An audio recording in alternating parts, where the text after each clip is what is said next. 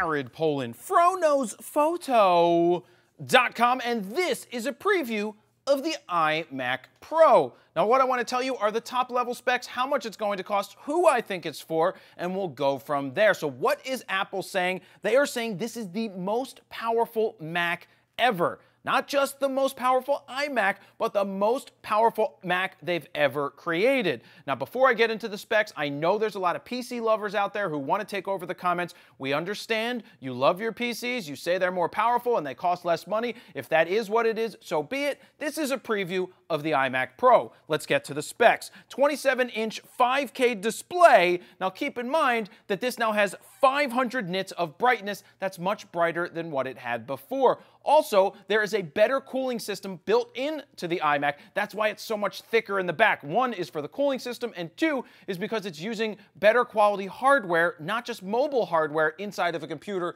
like this iMac behind me right here. It's going to come in 8, 10, and 18-core Xeon processors. It has a new Radeon Pro Vega GPU, and it has up to 4 terabytes in SSD, or a 4 terabyte SSD that you can get for your storage. You can load it with 128 gigs of RAM as well. It has 4 Thunderbolt 3, which is USB-C, and it also has 4 USB 3.0 ports. So what they did with the MacBook Pro is they got rid of the USB 3. Well, they kept it here. So now you now have 4 USB 3 and 4 Thunderbolts. I also noticed that there's a new keyboard that will be available in space gray. I forgot to mention it's going to be space gray, like my shirt, space gray.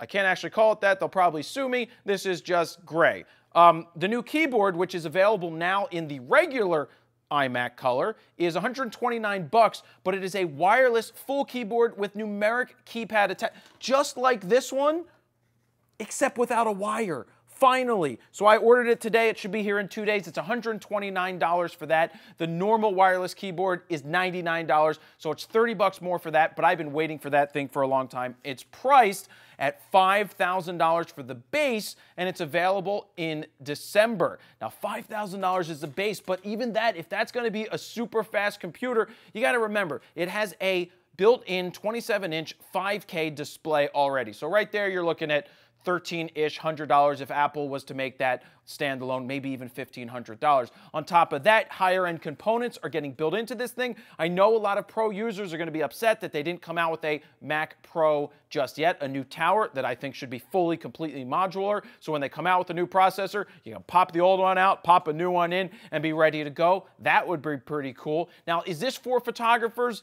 If you can afford it, of anything's for you. But I don't really think you need it for your photography alone. A regular iMac 27-inch i7 is going to be perfectly fine for that. But if you do a lot of video editing, you do a lot of 4K work when it comes to video editing, this is going to come in handy. I know because we have, what do we have? We have the 2015 maxed out MacBook Pros that say, for example, take 30 minutes to export some 4K footage. Then when we put it on our Mac Pro, which is 2013, which is a 6-core with 64 gigs of RAM, that takes 20 minutes, so that's a little faster. I can only imagine how much better it's going to be with a iMac Pro to export video and to edit video on something like that. I think that this is a stopgap until they can fully make the pros happy with a bigger box that's more modular and more upgradable, because this iMac Pro is probably not going to be terribly too upgradable, but to get into the game at $5,000, it's not that bad. I mean, it's expensive. I mean, how else are you going to say it's not expensive? Because I'm sure on the PC side,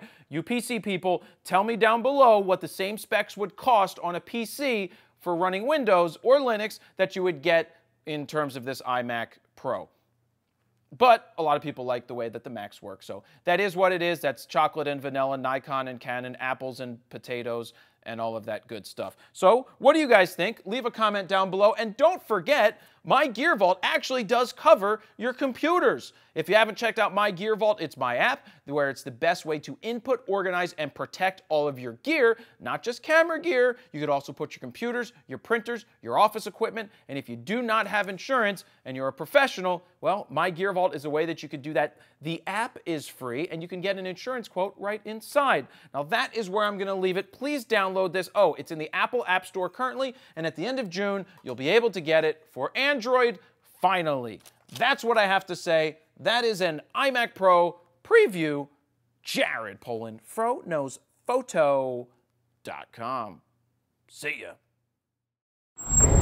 My Gear Vault. Input, organize, protect.